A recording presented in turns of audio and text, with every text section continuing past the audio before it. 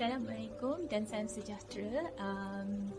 Sesi video ini saya buat khas untuk menjawab soalan-soalan Insta Live semalam ya, yang mengenai persoalan ataupun apa yang berlaku di sebalik makmal IVF. Okay, sebab banyak soalan yang saya tak dapat jawab, tapi I hope that this time kita boleh go through most of the question yang kita tak jawab semalam.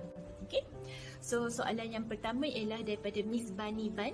Biasanya normal percentage chances embryo nak survive jadi blastosis. Okay, so selalunya sama ada embryo tu boleh survive jadi blastosis ke tak, ini banyak faktor, termasuklah faktor kualiti, faktor usia wanita dan faktor kenapa ataupun sebab ketidaksuburan ya. Tetapi kalau kita ikut daripada statistik dianggarkan 30% hingga 50% embrio berjaya ataupun mampu survive sampai blastosis stage. Okay, alright, so I hope that answer the question. Okay, soalan seterusnya adalah daripada Puan Fika Zam. If period tak regular, boleh ke buat IVF, Dok? Yes, Puan, boleh buat IVF. Kita juga sebelum buat IVF, kita akan buat pemeriksaan dan tengok kenapa period tu tak regular. Adakah sebab polycystic ovary ataupun sebab-sebab yang lain. Okay?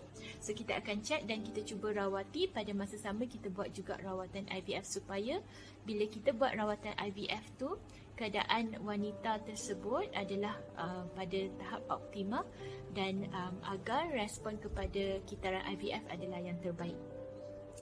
Okey, soalan seterusnya ttc.mama.adilia. If nak FET, embryologist akan thaw frozen embryo tu. Let's say sebelum thaw grade dia 5AA. Tapi lepas thaw akan effect tak grading tu? Okay. So selepas thaw, apa yang embryologist akan buat pada hari FET tu, mereka akan ambil embryo yang frozen tu dan dia akan thaw, maksudnya dia akan cairkan, dan kita akan tengok efek embryo tu selepas dicairkan. Okay. Dan dia akan bagi post thawing punya grading. Okay. Sometimes grading dia akan berbeza, ya, dan kita akan decide daripada situ sama ada embryo tu boleh ditransfer ataupun tidak. Okay. Bergantung kepada grading post thawing tu. Okay. If grade B or C, ada tak yang berjaya survive lepas tu, lepas thaw, ya. So basically yes, ada yang grade B, ada yang grade C yang menghasilkan pregnancy dan live birth, ya, maksudnya bayi itu dilahirkan daripada grade embryo C tersebut. So masih ada, although percentage mungkin kurang. So soalan seterusnya ialah daripada OCB Sakura, grade telur B, C dan CC, berapa peratus kejayaan menjadi bayi dan apa itu kehamilan kimia? So of course grade B dan CC peratus yang jadi menjadi pregnancy tu kurang, ya. So we are looking at around maybe 5 to 10%. Okay, tapi kita tak tahu yang mana yang akan menghasilkan pregnancy. So we still continue buat transfer dan kita akan inform couple dan kita tengok macam mana. Okay. Dan apa itu kehamilan kimia ataupun biochemical pregnancy?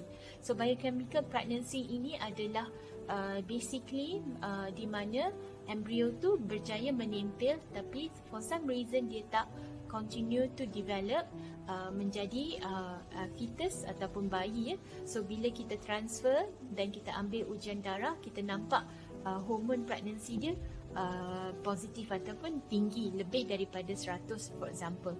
Tapi masa 6 minggu kita periksa, kita buat scan, kita tak nampak kantung tu. Dan bila kita ambil ujian darah, tengok hormon pregnancy, kita nampak level tu sama ada stagnan ataupun menurun, ya. So basically dia pregnancy hormone tu detected, tetapi seterusnya perkembangan bayi tersebut tak menjadi, ya, dia stop at one stage dan dia akan menjadi keguguran. So kita katakan dia biochemical pregnancy based on the biochemical punya result ataupun hormone punya level, dan kita tak nampak kantung tu. So that is what is called biochemical pregnancy, ya, ataupun kandungan kehamilan kimia. Puan Azlaf Aisyah, FET grade 5AA adakah menyebabkan kegagalan IVF? So grade 5AA adalah grade yang paling baik ya, ataupun macam full mark 100%. Tapi kita kena faham grading ni adalah based on appearance of the cell. Sama ada sel tu symmetry ya, dia tak ada fragment ataupun sel kecil-kecil yang menggerutu for example ya. So grading dia based on appearance of the embryo. So dia macam seolah-olah kita buat pemilihan ratu cantik yang mana paling cantik. Tapi kita tak tahu among semua ratu cantik yang mana yang paling sihat, yang mana yang paling fit ya.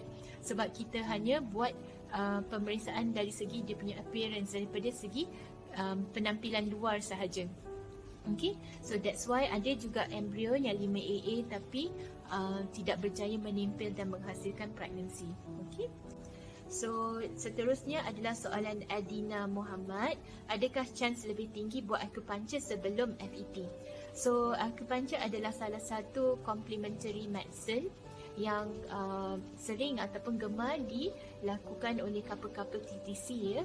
Tapi dari segi kajian, kalau kita tengok dari segi medical punya literature ya, acupuncture kebanyakannya tidak meningkatkan chance pregnancy, tetapi acupuncture kebanyakannya membantu couple untuk melalui perjalanan TTC tersebut, especially sekiranya mempunyai kesan sampingan daripada ubat, hormon seperti rasa perut kembung ataupun sakit-sakit badan ataupun pening kepala, ataupun dari segi emosi dia memberi bantuan dari segi support supaya couple lebih tenang untuk menjalani rawatan TTC tersebut. Okey.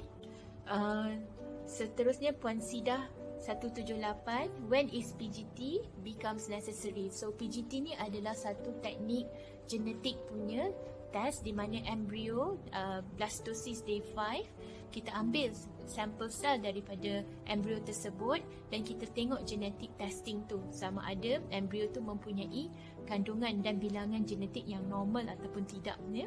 So bilakah ianya menjadi necessary? Okey, terdapat beberapa keadaan, di antaranya ialah faktor umur wanita, seperti sekiranya wanitanya usia 35 tahun ke atas, terdapat keperluan kalau nak buat PGT adalah salah satu pilihan ya.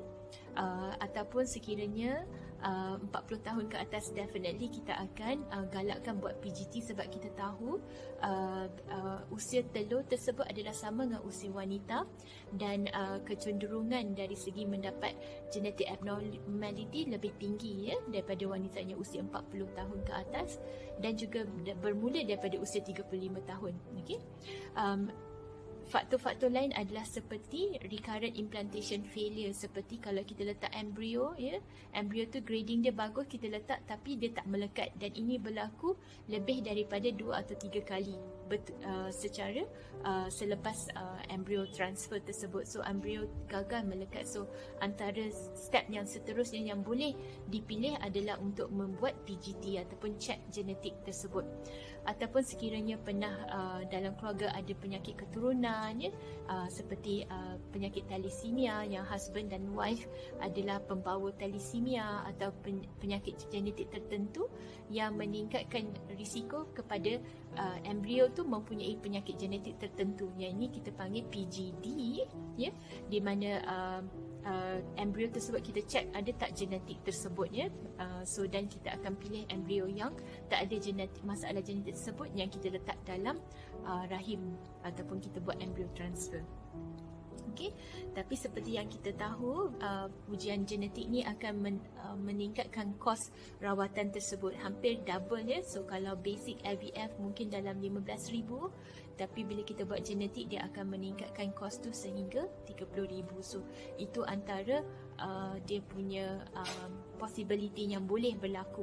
Okey, yang kita perlu ambil perlu pertimbangkan ya bila kita nak memilih rawatan, sama ada adakah ianya perlu ataupun tidak. Okey. So seterusnya adalah Puan Emilia Alif. PCOS boleh buat IVF tak? Yes, PCOS boleh buat IVF ya. Dan selalunya wanita yang PCOS, terutamanya yang resistant ya, kalau kita bagi Clomid dia tak respon, tak ada telur yang besar ya, dia perlukan rangsangan yang lebih kuat seperti dengan penggunaan suntikan hormon.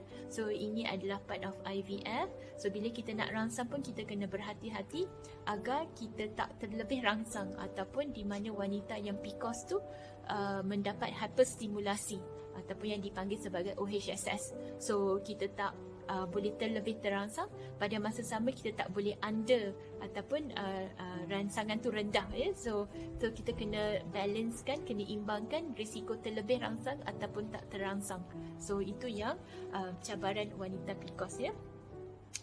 Seterusnya ialah daripada Puan Cahaya Kasih, macam mana ya doktor kita nak tahu kita boleh proceed kembar atau single blastosis.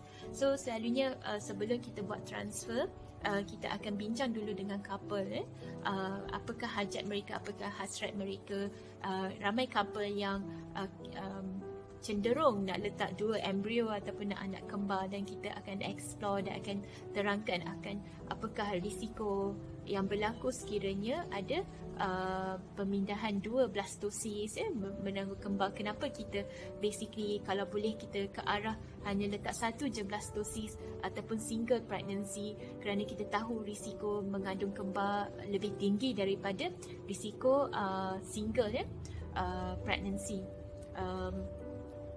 Tapi kita faham juga ramai couple yang perjalanannya sudah panjang dan ingin meningkatkan peratus kejayaan mengandung tersebut. So di situlah kita akan bincang dan bergantung juga kepada grading blastosis tersebut. Contohnya kalau grade dia bagus, we tend to encourage untuk letak satu. Tapi kalau grading dia fair or average ataupun poor, then maybe ada ruang untuk letak dua embrio.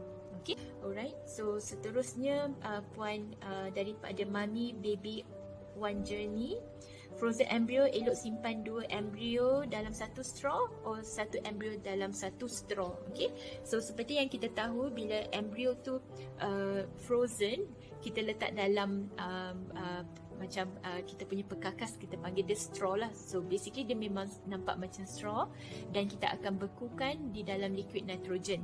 Okay, so bergantung kepada stages embrio tersebut. Kalau day 2, day 3, we tend to put more than one dalam satu straw, sebab bila kita transfer untuk day 2 or day 3, we tend to transfer 2, okay, rather than just one. Okay, so itu yang kita akan buat. Tetapi sekiranya dia blastosis dan grading dia bagus, we tend to put only one dalam satu straw.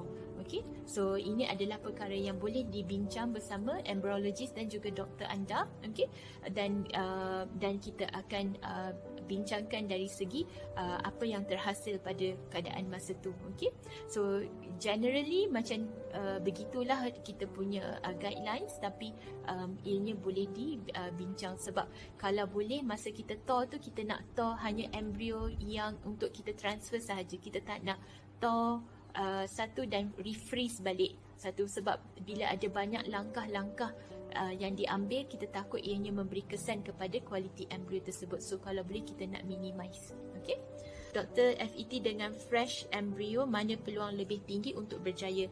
So frozen ke fresh? So mana yang lebih baik adalah juga bergantung kepada keadaan. Kenapa kita buat fresh, kenapa kita buat frozen. Okay, contohnya kalau kita buat frozen adalah, contohnya seorang wanita tu ada PCOS, dia ada hyperstimulasi, level hormon dia tinggi, so kita ke arah frozen. Okay, ataupun dia mempunyai endometriosis, ataupun ada cyst, ataupun ada polip, kita ke arah frozen embryo transfer.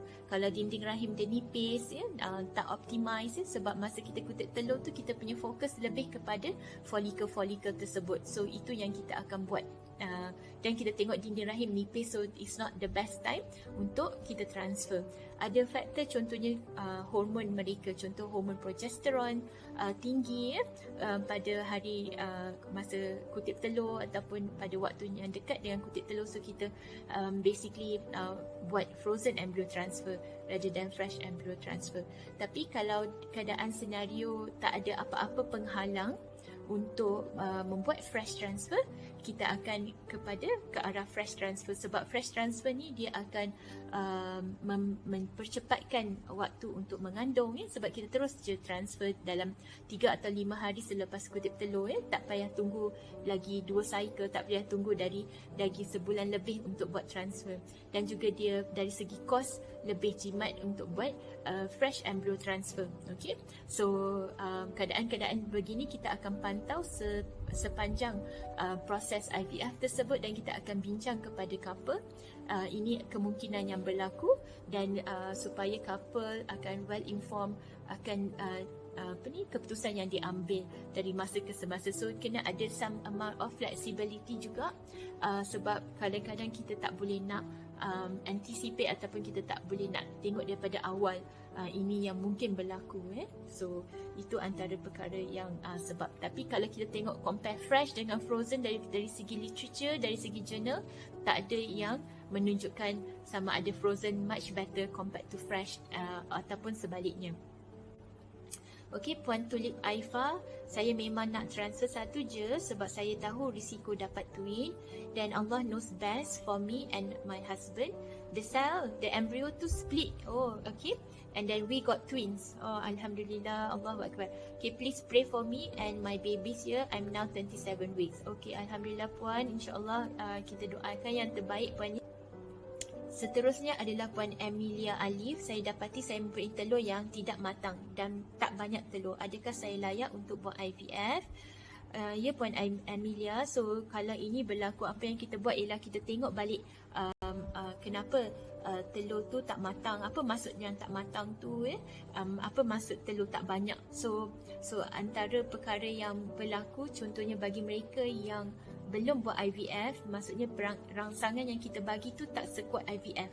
Contohnya kita bagi ubat Clomid ataupun ubat Clomid campur dengan ubat injection, tapi dos injection tu tak setinggi rawatan IVF. Sebab dengan contohnya kalau kita buat IUI ataupun kita buat Clomid time sexual intercourse, kita tak boleh rangsang maksimum dos, sebab kalau banyak sangat folikel ada risiko mengandung multiple pregnancy. Multiple pregnancy maksudnya bukan twin 2 saja, mungkin 4, mungkin 6, mungkin lebih daripada tu. So kita tak nak perkara tu berlaku sebab risiko lebih tinggi macam keguguran pada awal kandungan. So itu isunya. So dengan IVF kita boleh kontrol berapa embrio kita letak semula ke dalam rahim Kita ambil telur-telur tu, kita senyawakan di makmal, dan kita boleh letak 1 atau 2 dalam rahim So kita boleh kontrol, is much more control, therefore kita boleh rangsang dengan dos dengan lebih tinggi. Okay, so kalau ini berlaku, kita akan lihat semula dan kita akan buat ujian hormon, terutamanya hormon result telur. Betul ke telur tu kurang betul ke telur tu tak matang sebab dia cukup ke rangsangan yang diberikan. So itu yang kita akan tengok semula. Seterusnya adalah Puan Zulika 10. Macam mana pemilihan sperm if sewaktu sperm collection quality sperm tak okey, boleh collect other day or macam mana? So pemilihan sperm sekiranya buat pembacaan sperma masa hari kutip telur tersebut contohnya sebelum berlakunya IVF, kita akan buat baseline saringan, tertengok ujian sperma sebelum tu So kita buat ujian saringan, tengok bacaan sperma macam mana, dan masa hari kutip telur tu kita akan buat satu lagi fresh sperm, dan sperma digunakan untuk disenyawakan dengan telur-telur tersebut. Sekiranya pada hari tersebut bacaan sperma ataupun sperma punya kualiti tak memuaskan, selalunya kita akan minta untuk keluarkan second sample supaya kita embryologist ada more sample untuk kita pilih sperma yang terbaik. Okey, dan berapa sperma diperlukan mengikut berapa telur yang kita dapat kutip. Okey, so itu yang berlaku. Okey, selalunya pada hari tersebut katakanlah sperma tu masa awal ujian saringan kita dah tahu ada isu dengan sperma. Sometimes di samping suplemen yang boleh kita beri untuk optimizekan bacaan sperma pada hari tersebut, sometimes ada option untuk bekukan sperma juga sebagai backup. So itu antara pilihan yang kita boleh buat dan anticipate. Sometimes kita suruh couple bawa daripada rumah, contohnya ada juga setengah pasangan lelaki pada hari kutip telur dia akan rasa stres, ya, rasa tak natural untuk keluarkan sperma, ataupun bilik untuk keluarkan sampel sperma tu tak optimal, ya. So sometimes kita minta mereka bawa sampel dari rumah, ya. Dan itu yang kita antara perkara yang kita boleh buat untuk bantu, ya. Okey. So soalan yang terakhir adalah daripada Puan Afa Fizati. Sorry, soalan keluar dari tajuk. Saya teringin sangat untuk pregnant, but I ada hyperthyroid and saya detect thyroid apabila I ambil jab untuk merancang. Okey, kalau ada hyperthyroid, apa yang kita galakkan adalah untuk Puan optimizekan thyroid punya function. Okey, selalunya kita akan minta Puan jumpa doktor endocrine atau doktor pakar thyroid untuk bantu macam mana nak optimizekan fungsi thyroid tersebut supaya dia menjadi normal. Dan selepas bacaan thyroid tersebut normal, dan kita akan mulakan rangsangan ataupun mulakan rawatan fertility sekiranya perlu. Okay? Of course sebelum tu kita akan buat ujian saringan, termasuklah ujian sperma, ujian scan dan juga ujian darah tengok result telur puan. Okay? Nak pastikan sama ada perlu ke rawatan ataupun ada tak apa-apa yang kita boleh optimize.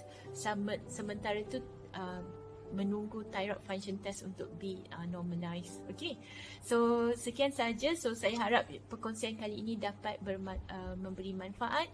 Sekiranya ada apa-apa persoalan boleh DM dan saya akan cuba jawab soalan tersebut dalam masa yang terdekat. Sekian saja. Assalamualaikum.